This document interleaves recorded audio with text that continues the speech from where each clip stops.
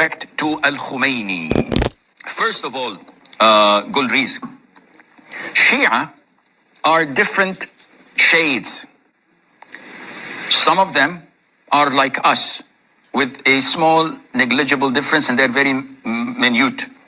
So they only prefer Ali over Uthman, but they respect Abu Bakr and Umar, and they hold great position for them. They believe in what we believe in terms of Aqidah, blah, blah, blah. And the vast majority of Shia, especially those found in modern-day Persia or Iran, they are followers of the Imamiyya cult or Al-Ithna Ashariyya.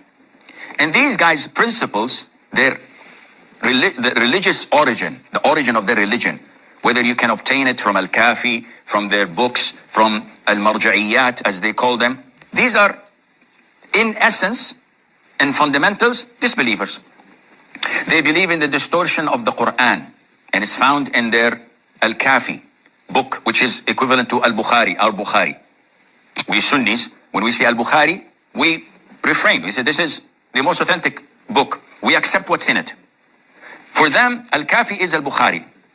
And they accept whatever is in it. And in it, clearly mentioned that Al-Quran, the one we read, is distorted, is totally altered, and it's not relating to Mus'haf Fatima. This is blasphemous by itself. The concept of killing Abu Bakr and Umar, bringing them back to life with 3,000 or 4,000 from Quraysh, bringing them back to life, the Mahdi would do that, and then crucify them and kill them again. And accusing them of being kuffar, accusing Abu Bakr and Umar and slandering them to be al-Jibt wa taghut. The cow that Allah mentioned to slaughter in Surah Al-Baqarah, in Moses' people, they say it is Aisha, we have to slaughter her. She's an adulteress. A'udhu billah. This is all blasphemous. And this is what prevails there.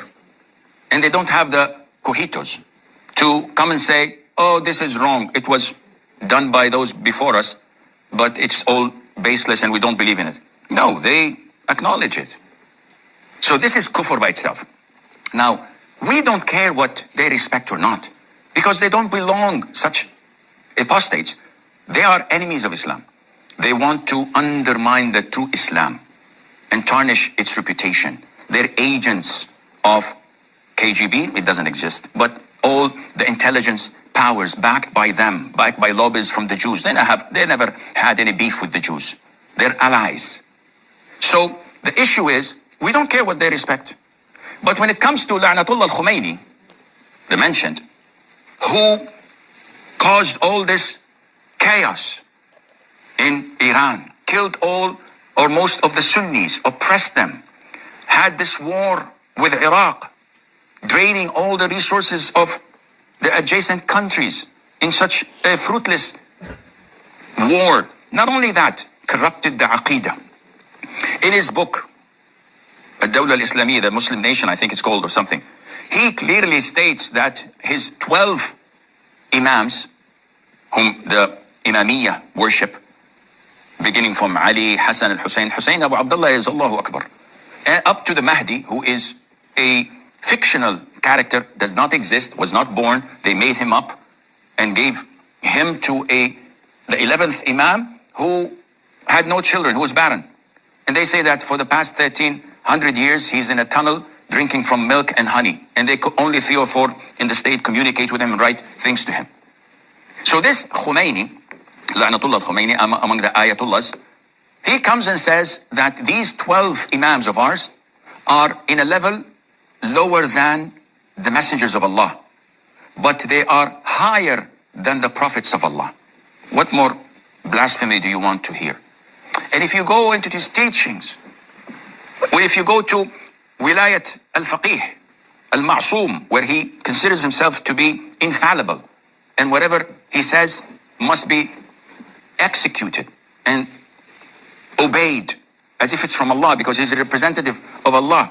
This kind of doctrine is what drove the Muslim world into destruction. So they respect him because he valued their Persian history. And he made that a fork of the road. It's more important than Islam. It's more important than our belief in the Quran.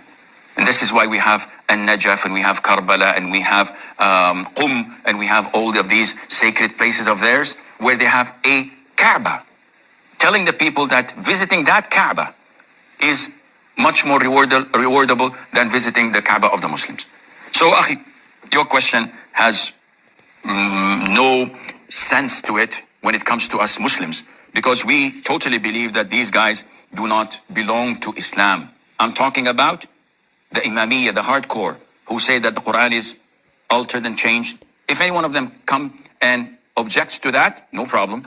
Just tell me that, you will scratch off and disregard all of the texts found in Al-Kafi, or what At-Tabrasi has written, فصل الخطاب في تحريف كتاب رب الأرباب, etc. All of these books are there. It's in their libraries, and they honor it and they study it. Once they manage to do this, then we will ask or talk about it.